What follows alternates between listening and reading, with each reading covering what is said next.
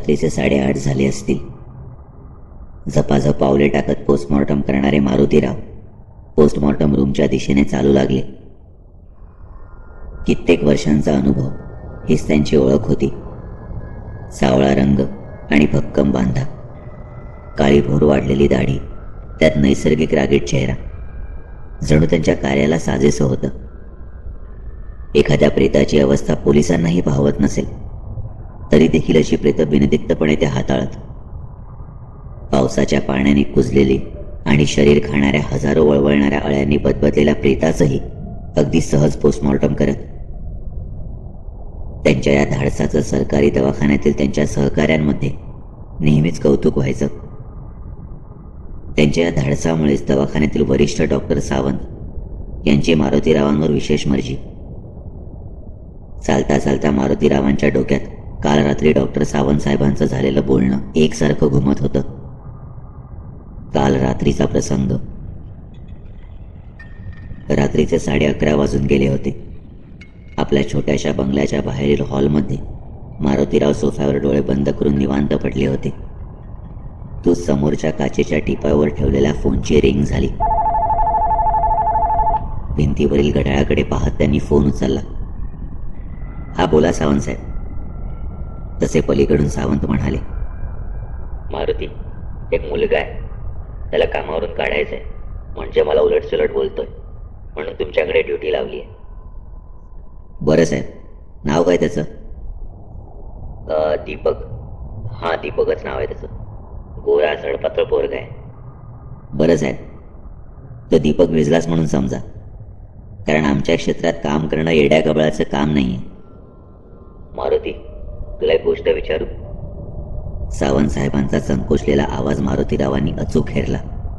मारुतीराव मात्र अगदी सहज बोलत म्हणाले, अहो साहेब, संकोच कसला करताय, विचारा ना. मारुती, इतकी वर्ष तू पोस्टमॉर्टमचं काम करतोयस, पण तुझा भूत पिशाच असल्या गोष्टींवर विश्वास आहे का रे? भूत साहेब, या सगळ्या भाकड कथा आहे तो, आणि असल्या भाकड कथांवर विश्वास नाही हो माझा. आत्मविश्वासाने उत्तर देत मारुती परत म्हणाले, बरं ते जाऊ दे साहेब, तुम्ही कधी येताय? अरे मी अजून मुंबईतच आहे. उद्या संध्याकाळी तिकडे पोहोचेन. 8 तासांचा प्रवास, त्यामुळे वेळ लागणारच. आणि हो मारुती, त्या मुलाची म्हणजे त्या दीपकची एक खासियत आहे. खासियत? ती आणि कसली? आता जरा कामात आहे, उद्या तिकडे येतोय, मग भेटल्यावर बोलूच की. एवढं बोलून डॉक्टर सावंतांनी फोन कट केला. काल रात्रीचं हे बोलणं आठवलं तसं त्यांच्या चेहऱ्यावर किंचित हास्य पसरले. आज सावंत साहेबांनी पुन्हा ही कामगिरी त्यांच्यावर सोपवली होती. आपल्याला नको असलेल्या कर्मचाऱ्यांची ड्युटी मारुतीकडे पोस्टमॉर्टम विभागात लावायची, म्हणजे स्वतःच नोकरी सोडून देतात. चालत चालत ते सरकारी दवाखान्याच्या मागे असणाऱ्या पोस्टमॉर्टम रूमजवळ पोहोचले. ती इमारत अशी फारच जुनी झाली होती.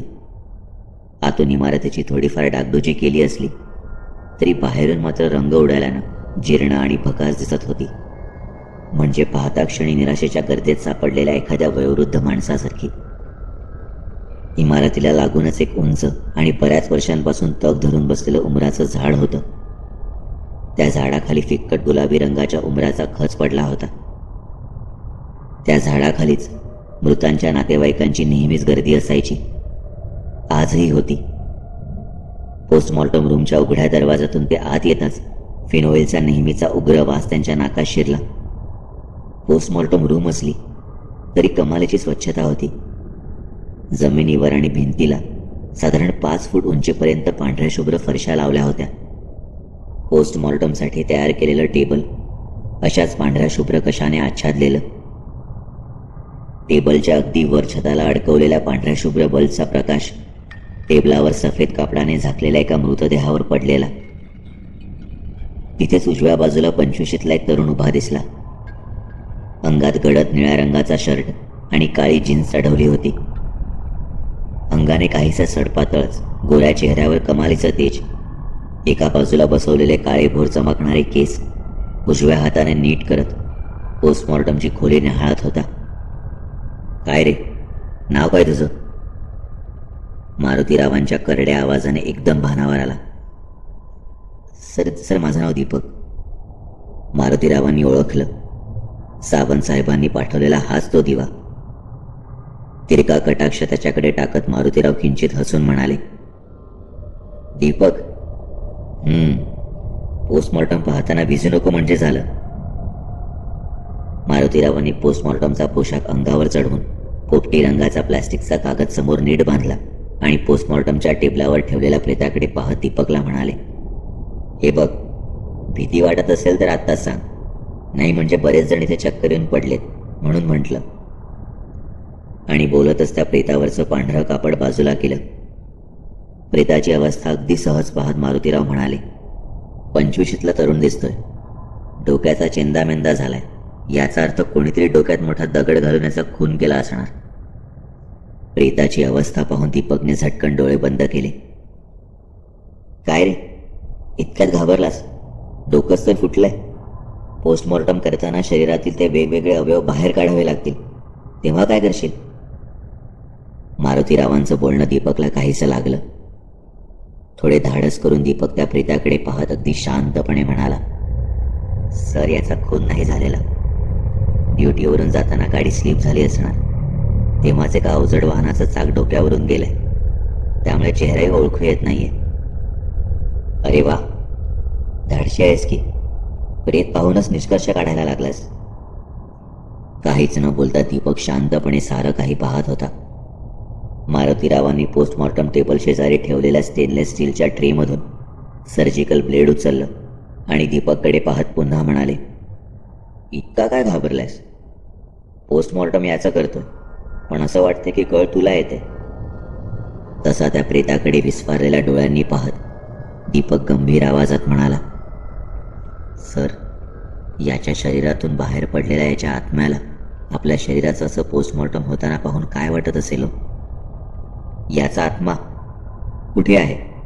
जरा मला पण दाखव. मारुतीरावांच्या या उपहासात्मक बोलण्यावर दीपक म्हणाला, पाहायचं आहे? आणि जरी मी तुम्हाला याचा आत्मा दाखवला तरी तुम्ही त्यावर विश्वास ठेवाल? कारण या प्रेताचा तर चेहरा देखील ओळखता येत नाहीये. मग तुम्ही कसं ओळखाल की हा याचा आत्मा आहे? दीपकचं बोलणं ऐकून मारुतीरावांनी आपल्या भुवया उंचावल्या आणि त्या आणखी मस्करीच्या स्वरात म्हणाले, आत्मा? अरे निव्वळ फालतू पण आहे, भाकड कथा आहेत या, आणि असल्या भाकड कथांवर माझा विश्वास नाहीये. दीपक मात्र शांत आणि गंभीरपणे म्हणाला, भाकड कथा? माफ करा सर, पण जोवर आपण पाहत नाही तोवर कोणीच त्यांच्यावर विश्वास ठेवत नाही. आणि हो, आपला विश्वास असो वा नसो, त्यांना काहीच फरक पडत नाही. दीपकच्या अस्वस्थ चेहऱ्याकडे ते पाहत म्हणाले, अरे, आपलं हे पोस्टमॉर्टमचं काम बघूनच ही भूतखेतं घाबरतात आपल्याला. मारुतीराव मोठ्या आत्मविश्वासानं बोलत होते. घाबरायला त्यांना कसली आली आहे भीती? जखमा वेदना होण्यासाठी त्यांच्याकडे शरीर असतंच कुठे? ते बिनधास्तपणे कुठेही वावरू शकतात, अगदी तुमच्या समोरही. दीपकच्या या आव्हानात्मक बोलण्याचा मारुतीरावांना जरा रागच आला. झटकन त्यांनी हातातलं सर्जिकल ब्लेड टेबलवर ठेवलेल्या मृतदेहाच्या गळ्यावर ठेवलं आणि कपकन आत खुपसत पोटापर्यंत सरकन ओढलं. तसा दीपकच्या चेहऱ्यावरील रंग उडाला. पण समोरचं ते विदारक दृश्य तो विस्फारलेल्या डोळ्यांनी पाहत होता. दीपकच्या रंग उडालेल्या चेहऱ्याकडे पाहत मारुतीरावांनी पांढरे हातमोजे चढवलेले आपले हात त्या मृतदेहाच्या फाडलेल्या कातडीतून आत सारले आणि लाल भडक रक्ताळलेल्या अवयवांचा लगदा बाहेर काढला. याच्या फुफ्फुसांची अवस्था पाहिलीस का? दारू सिगारेटचा परिणाम. तिरकस नजरेनं दीपकच्या वरच्या खिशातून किंचित दिसणारं सिगारेटचं पाकिट पाहत किंचित हसून म्हणाले, तुझ्या फुफ्फुसाची अशीच अवस्था झाली असणार, लागली चेक करूया का? ते काहीसे मस्करीच्या स्वरात म्हणाले. दीपक मात्र काहीच न बोलता अगदी शांतपणे सारं काही पाहत होता. सरासर त्या शरीराची चिरफाड करत मारुतीराव एक एक करत आवश्यक त्या सर्व अवयवांचे सॅम्पल घेत होते. हातोड्याने त्याने डोक्याची कवटी एखादं झाकण उघडावं तशी वेगळी केली आणि दीपककडे पाहिलं. पण तो तसाच भावनाशून्य चेहऱ्याने त्या प्रेताकडे पाहत होता. त्याच्या अशा चेहऱ्याकडे पाहत मारुतीराव मनातच म्हणाले, मुलगा जरा धाडशीच दिसतोय. आणि आणि चिरफाड केलेल्या शरीराला नीट करत पुन्हा व्यवस्थित टाके घातले. हे बघ, पुढच्या डेड बॉडीचं पोस्टमॉर्टम मीच करेन. आज तू फक्त पाहायचं काम कर. दीपककडे ते पाहत म्हणाले आणि पोस्टमॉर्टम केलेली डेड बॉडी कव्हर करून जमिनीवर ठेवली. तसं बाजूला ठेवलेल्या दुसऱ्या डेड बॉडीवर लक्ष गेलं. पांढऱ्या कापडानं झाकलेलं ते प्रेत काही वेळापूर्वीच आलं होतं. प्रेताशेजारी असलेल्या पॅडवर मृताचं नाव लिहिलं होतं. ते पाहून मारुतीरावांनी आपल्या भुवया किंचित आकसून दीपककडे पाहिलं. पण तो तसाच काहीसा निर्भीडपणे उभा होता. आता तो खरंच निर्भीड होता की निर्भीडपणाचा आव आणत होता हे मात्र त्यांना समजत नव्हतं. म्हणजे काही लोकांचं असतं, आतून कितीही घाबरलेले असले तरी भीती चेहऱ्यावर आणत नाहीत. मारुतीरावांनी पॅडवर लिहिलेली माहिती वाचून प्रेताच्या तोंडावरचं पांढरं कापड अलगदपणे बाजूला केलं. त्यासरशी त्यांच्या हातातले ते पॅड निसटून टेबलवर पडलं. मघापासून एका विलक्षण आत्मविश्वासाखाली वावरणाऱ्या मारुतीरावांच्या चेहऱ्यावरचा रंगच उडाला. झटकन ते टेबलापासून बाजूला झाले. एक विलक्षण भीती जणू त्यांच्या डोक्यात घुसली होती. त्यांची अशी अवस्था पाहून दीपक हळुवारपणे त्यांच्या शेजारी चालत आला. पोस्टमॉर्टम टेबलवर ठेवलेल्या त्या मृतदेहावर नजर टाकत म्हणाला, घाबरलात सर? मारुतीरावांचा स्वतःच्या डोळ्यांवर विश्वास बसेनासा झाला होता. भयभीत नजरेने ते समोरचा मृतदेह पाहत होते. त्यांच्या खांद्यावर हात ठेवत दीपक शांतपणे म्हणाला, भूत आत्मा यांचं एक वेगळं जग आहे. आता तुमच्यासारखे लोक भाकडकथा समजून अशा अदृश्य शक्तींचं अस्तित्वच नाकारतात, पण कोणाच्या नाकारण्याने त्यांचं अस्तित्व संपत नाही. मारुतीराव एका जबर मानसिक धक्क्यामुळे अगदी स्तब्धच झाले होते. म्हणजे आपण स्वप्न तर पाहत नाही ना? नाही, हे तर सत्य आहे. त्यांची मती गुंग झालेली. झटकन त्यांनी आपली मान पाठीमागे काही वेळापूर्वी पोस्टमॉर्टम करून ठेवलेल्या मृतदेहाकडे वळवली आणि पाहतच राहिले. सारं काही त्यांच्या कल्पनाशक्ती पलीकडचं होतं. मारुतीरावांची ही अवस्था पाहून दीपकच्या चेहऱ्यावर मात्र एक विलक्षण हास्य पसरलं होतं. त्यांच्या रंग उडालेल्या चेहऱ्याकडे पाहत दीपक म्हणाला, सर, तुमचा चेहरा सांगतोय. आपल्या संपूर्ण आयुष्यात तुम्ही पहिल्यांदाच अशा गोष्टीचा सामना करताय. तोच दरवाजा उघडून सिनियर डॉक्टर सावंत आणि त्यांचे सहकारी शिंदे झपाझप पावलं टाकत आत आले आणि टेबलावरचा तो मृतदेह पाहत म्हणाले, शिंदे, हे अचानक कसं झालं?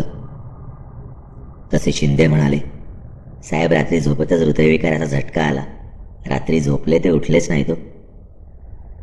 आणि असा अचानक मृत्यू झालेल्या माणसाचा आत्मा हे मान्य करायला तयार होतच नाही की त्याचं शरीर आता संपलंय. तो आत्मा मात्र आपलं दैनंदिन काम करतच राहतो. दीपकच्या आवाजानं दोघांचंही लक्ष वेधून घेतलं.